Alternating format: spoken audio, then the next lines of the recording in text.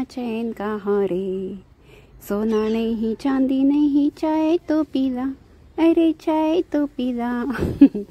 चाय बिना खरंच ना संध्याकाळची वेळ असो या सकाळची वेळ असो, चाय बिना खरंच चैन नसते। सकाळी उठल्या पण आधी सर्वात आधी म्हटलं म्हणजे चहा पाहिजे असते आणि संध्याकाळचंही तसंच असते। माझं तरी असतातच, आपल्या सर्वांचंही आहे का असं तर नक्की शेअर करा। तर संध्याकाळच्या चहाची तयारी झाली आणि त्यानंतर म्हटलं किचनमध्ये आली, आज काय करावं। तर विचार केला होता आधीच का आज श्रीखंड करावं, दही खूप जमा झालेलं होतं म्हणून मी दह्याचा चक्का लावलेला आहे।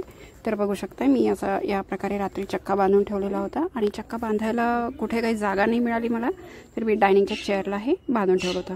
तर रात्रभर बांधल्यानंतर बघू शकता आपला चक्का असा तयार झालेला आहे। तर हे घरच्या दह्याचा चक्का आहे। खूप होतं ना असं, खूप जमा झाल्यानंतर काय करावं काही समजत नव्हतं, तर म्हटलं चला आज आम्रखंड बनावा। तर आम्रखंडाचीच मी आज तुमच्यासोबत रेसिपी शेअर करत आहे। तर बनवून राहा मन्नू की रसोईमध्ये। आणि हो, जर का तुम्ही सबस्क्राईब केलं नसेल तर प्लीज सबस्क्राईब करून घ्या। तर रात्री आपल्याला आम्रखंड बनवायचा आहे म्हणून आपण इथे एक आंबा घेतलेला आहे आणि जे आपण चक्का काढून घेतलेला आहे तर तो कपड्यामधून काढून मी फ्रीजमध्ये थंड व्हायला ठेवलेला आहे। त्यानंतरची प्रोसिजर, इथे आम्रखंड आहे म्हणून मी आंबा घेतलेला आहे, एक पिकलेला आंबा घेतला मोठ्या साईजचा आणि त्याचे असे काप करून आपण मिक्सरमध्ये याला प्युरी करून घेऊया बारीक, याची छान आंब्याची प्युरी करून घेऊया। तर एकदम सोपी ही रेसिपी आहे। तर यासाठी तुम्ही मन्नू की रसोईमध्ये बनवून राहा आणि माझा व्हिडिओ शेवटपर्यंत पहा। व्हिडिओ आवडत असेल तर नक्की लाईक करायला विसरू नका आणि शेअरसुद्धा करत राहा, आपल्या मैत्रिणी परिवारामध्ये शेअर करत राहा। तर मी हे आंब्याची प्युरी बारीक करून घेतलेली आहे मिक्सरमध्ये आणि हा जो पल्प आहे हा मी एका कढईमध्ये छान गरम करून घेतलेला आहे। गरम तोपर्यंत करायचं जोपर्यंत यामधला पाण्याचा अंश खतम होत नाही, ठीक आहे। तर त्यानंतर मग आपले जे हे आम्रखंड म्हणजे आता सध्या तर श्रीखंड आहे, तर ते श्रीखंड मी थंड व्हायला ठेवलेलं होतं फ्रीजमध्ये, ते काढलं आणि त्यामध्ये मी 2 कप साखर टाकलेली आहे। तर तुम्ही दही बघून टाका, जर हे आंबट दही होतं म्हणून मी 2 कप साखर टाकलेली आहे, तर पिठी साखर टाकली आहे।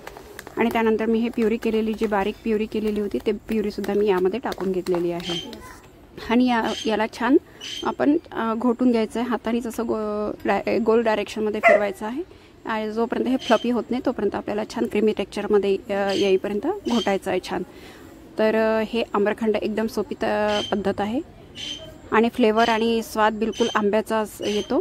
तर हे बाजारामध्ये खूप महागडं असतं आम्रखंड आणि हे पारंपरिक डिश आहे। आम्रखंड आणि पुरीचा बेत मी आज केलेला होता, तर तीच रेसिपी आज मी तुमच्यासोबत केलेली आहे। तर बघा एकदम सोपी पद्धत आहे। त्यावर वरून ड्रायफ्रूट्ससुद्धा टाकून घेतलेले आहे आणि ड्रायफ्रूट्स आम्रखंडमध्ये सुद्धा टाकलेले आहे। तर तुम्हाला ही रेसिपी कशी वाटली तर नक्की सांगा। तर ही रेसिपी मी पुरीसोबत शेअर करत आहे,